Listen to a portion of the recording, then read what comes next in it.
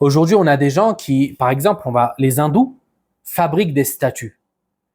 Ils les fabriquent eux-mêmes pour ensuite les invoquer. Quelle est quelle est la sagesse derrière ça? Quelle est la réalité de ces choses-là? Comment vous fabriquez, vous avez coupé un arbre, ensuite vous l'avez taillé, et puis vous vous mettez à l'invoquer. Ça, c'est quelque chose que le doué de raison ne pourrait accepter, car c'est complètement stupide. Et c'est pour ça que Omar radiyallahu anhu, plus tard, après avoir embrassé l'islam, il se rappelait de la situation dans laquelle ils étaient lors de la période de l'ignorance, avant l'islam. Et il disait, il m'arrivait de prendre de la pâte de date, de fabriquer une statue, puis de l'adorer.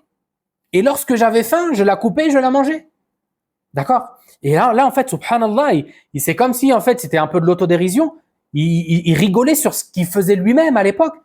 Et il riait de par la stupidité du polythéisme. Subhanallah. C'est pour ça qu'il faut remercier Allah Azza wa Jal. Il faut remercier Allah d'avoir fait de nous des musulmans et de nous avoir accordé cette guidée sur le droit chemin et de l'implorer journalièrement de nous faire mourir sur ce droit chemin. Car personne n'est à l'abri de l'égarement. Et qu'aujourd'hui, peut-être j'utilise des termes tels que stupidité, etc. Mais c'est parce que c'est la réalité. Mais ce n'est pas pour autant que je me moque de ces derniers. Car qui est à l'abri d'être éprouvé comme ces derniers l'ont été?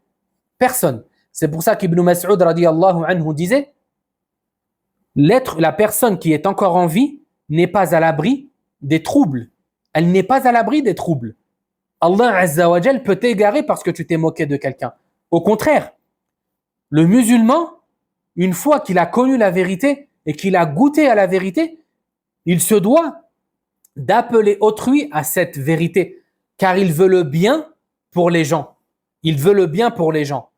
Et c'est ainsi que le prophète sallallahu alayhi wa sallam était.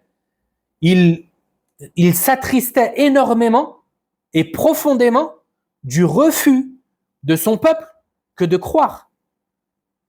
Et ça, Allah Azza wa Jal nous l'a rappelé dans le Coran à plus d'une reprise. لَعَلَّكَ بَاخِعٌ نَفْسَكَ. Et c'est pour cela qu'il ne faut jamais se moquer des autres, mais qu'il faut les appeler sur le droit chemin et à la religion véritable. طيب.